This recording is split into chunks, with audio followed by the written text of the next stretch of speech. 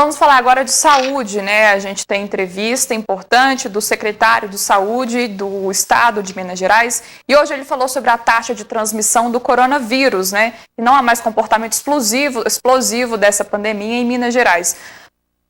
Polêmico, né, Ludmila? Pois é, essa taxa de referência que o Estado utiliza é uma forma aí de mensurar até mesmo como que está a transmissão do coronavírus, né, que é o TR, e aí é uma importante aferição para tomadas de decisões e implementações de políticas. Mas o secretário, como sempre reitera nas coletivas de saúde, ele diz, olha, a gente tem uma taxa aí de contaminação ainda, porque quando ela fica abaixo de 1, é o que ele vai explicar daqui a pouquinho que a gente vai ouvir a fala, é que a gente tem realmente a certeza que há um declínio na transmissão, no contágio. Por enquanto, Minas ainda está quase nesse referencial aí de declínio, mas é um estado com uma dimensão territorial grande. E aí o secretário mais uma vez coloca, olha, a gente pega aí uma taxa geral. É importante entender que há realidades distintas em cada macro-região, em cada micro-região. Então vamos entender como é que funciona essa taxa e qual é a taxa, então, de transmissão, de contaminação do coronavírus no estado de Minas Gerais. Nós estamos com bastante casos acontecendo, mas nós não tivemos uma explosão, não tivemos um exagero de casos com desassistência ainda no estado, né, de uma forma geral. Então a ideia nossa é essa, ou seja, nós mantemos o cuidado. De uma forma geral, então, o nosso RT ele tem variado entre 1,05 e 0,98 e esse RT tende a nos mostrar que nós estamos no momento de estabilização. Então algumas flutuações podem acontecer, mas nós esperamos que dentro em breve ele comece a cair abaixo de 1 e que se mantenha para nos sinalizar que nós estamos caminhando para uma redução da epidemia. Muito bem dito, né, Ludmila? Nosso estado é muito grande, o nosso país tem uma extensão territorial muito grande, é muito difícil, né, colocar tudo isso de uma mesma maneira, né? A gente tem que avaliar regiões, os recursos que cada uma possui.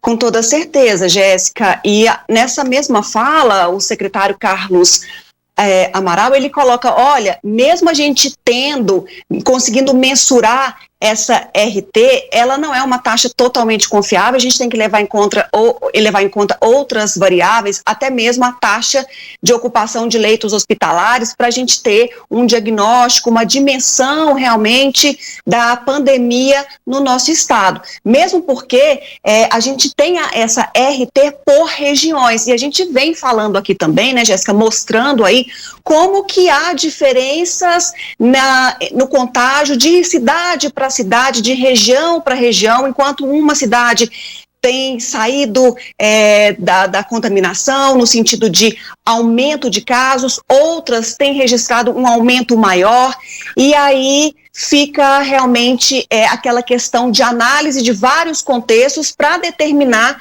se estamos no momento de queda, no momento de platô, que é aquela manutenção dos casos, e esse é o momento em que Minas Gerais se encontra, com uma quantidade, como o próprio secretário diz, com uma quantidade importante de casos registrados, e platô, com uma ocupação aí de taxa de leitos de UTI, de clínicos no estado, em torno aí de 70%, numa média geral. Outro ponto, Ludmila, é o quanto o comportamento do indivíduo é importante durante essa pandemia, né? Então, comportamentos inadequados podem fazer com que a gente volte, né? A gente enfrente situações mais complicadas. Inclusive, também foi tratado pelo secretário de Saúde, né? Isso aí, vamos ver. Quando nós falamos que deve evitar reuniões, que deve evitar churrascos, né? Que aquelas pessoas que compram, às vezes, bebida dentro de um bar e saem para beber na calçada, isso, gente, tem que ser pensado com um pouco de calma. A gente tem que tomar muito cuidado nisso, porque esses exemplos, eles podem estar relacionados com, na verdade, uma piora do comportamento sanitário, com um aumento novamente da transmissão da doença, o que levaria a uma necessidade de nós sermos mais rígidos no futuro. Então, como nós estamos pensando realmente que vai tender a estabilizar e logo em seguida cair, nós precisamos ter uma sociedade preparada para evoluir para essa queda. E a evolução dessa queda tem que ser cada um se cuidando e ajudando o outro a se cuidar. É a individualidade que faz a diferença nesses pontos, né? Pois é, Jéssica, aí tem aquele discurso em ondas também do Estado. A gente tenha uma fala tranquilizadora, colocando o Estado como um bom gerente no sentido de controlar a epidemia, a transmissão da pandemia no Estado, com as ações apresentadas, com as ações dos gestores, mas aí, na outra ponta, o Estado coloca, olha, mas isso vai depender do seu comportamento em casa. Se continuarem festinhas, churrasquinhos, encontros despretensiosos, vai ser difícil a gente sair desse momento. Então, ao mesmo tempo de uma fala tranquilizadora, vem aquele puxão de orelha na população para que faça o dever de casa, para que faça a sua parte contra o coronavírus. E aí a gente precisa entender que é preciso mesmo ter esse equilíbrio, ter essa sinergia entre o Estado e população, o Estado fazendo a sua parte e não apenas colocando na conta também da população para que tome a precaução ou as medidas necessárias contra o coronavírus. É preciso que todo mundo faça a sua parte e direito.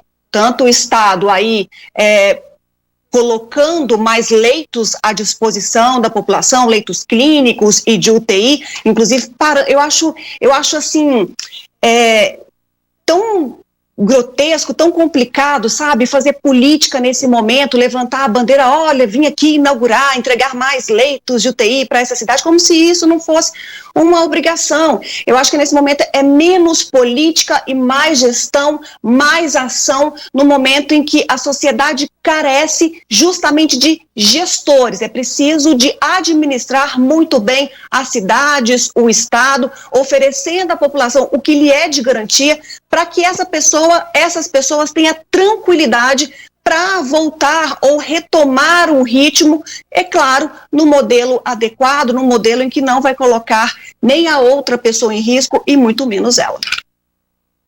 Vamos agora, então, aos números do coronavírus aqui em Patos de Minas, o comparativo, os dados da Covid. Então, de ontem para hoje, né? Ontem 1.228 casos, hoje 1.272 casos. A gente mantém o número de óbitos em investigação, 9, óbitos confirmados, 16. Recuperando em casa, nós passamos para 420 pessoas e os pacientes internados, 41, e 18 pacientes em UTI. Também os casos tratados, nós tivemos aumento, 786. Esses são os dados de hoje, Ludmila. Pois é, Jéssica, a gente percebe aí um aumento, então, portanto, de 44 casos infectados, menos 3 pessoas internadas em leitos clínicos. Em contrapartida, quando a gente analisa lá o número de pessoas que seguem ou foram colocadas em isolamento domiciliar, a gente tem 31 pessoas a mais do que ontem.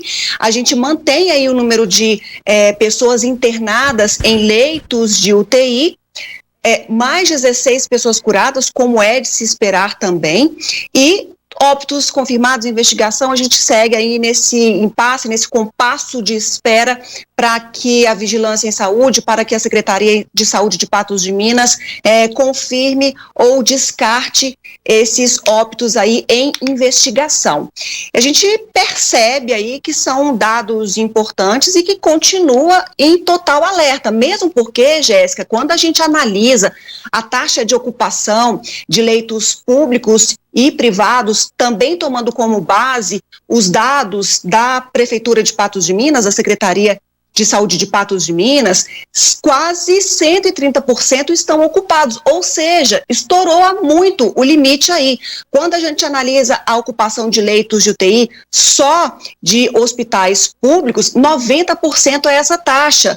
E de leitos clínicos, internações em leitos clínicos, a gente tem um percentual menor, um alívio maior aí para os hospitais, chegando aí a quase 56% somado público e privado, e essa taxa é de 37% quando a gente analisa somente a taxa de ocupação de leitos clínicos em hospitais públicos. Ou seja, se é preciso ver e entender a transmissão vista aí por vários fatores, inclusive pela ocupação de taxa de leitos de ocupação de UTI clínicos, conforme a gente acabou de ouvir a fala do secretário de Estado de Saúde de Minas Gerais, Patos de Minas segue no momento de alerta contra a Covid-19.